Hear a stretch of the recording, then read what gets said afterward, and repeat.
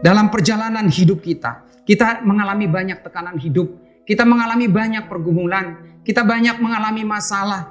Tetapi ketika kita diperhadapkan dengan masalah tersebut, apakah yang menjadi respon kita? Kita sudah merenungkan banyak firman Tuhan, kita sudah mendengarkan banyak khotbah, tetapi apakah khotbah yang kita dengarkan itu, apakah firman yang kita dengarkan itu tertanam di dalam hati pikiran kita, dan itu menjadi bekal dalam hidup kita, sehingga ketika kita diperhadapkan dengan berbagai macam tekanan hidup, masalah dan pergumulan, kita tidak akan jatuh ke dalam dosa.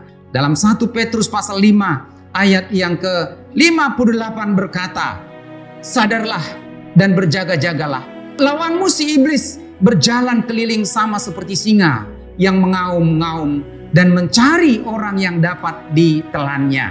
Saya percaya Petrus berbicara ini kepada jemaat di perantauan pada waktu itu, karena dia pernah mengingat dan mengalami pengalaman dalam hidupnya ketika dia mengalami pergumulan dan masalah. Dia menyangkal Tuhan Yesus. Mungkin kita diperhadapkan dengan berbagai macam hal yang bisa membuat kita takut.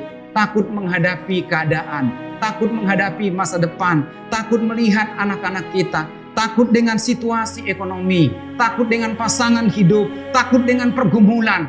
Dan kalau kita tidak menghadapi itu dengan iman dan percaya kepada Tuhan, kalau kita tidak menghadapi itu dengan mata yang tertuju kepada Tuhan, dan kalau kita tidak menghadapi itu dengan merenungkan firman Tuhan, mengingat-ingat firman Tuhan, maka kita akan menjadi sama seperti kita akan menyangkal Yesus. Bahkan mungkin tidak jarang oleh karena perasaan takut, oleh karena keputusasaan, oleh karena tekanan hidup yang tidak habis-habisnya. Banyak orang percaya yang akhirnya meninggalkan Tuhan.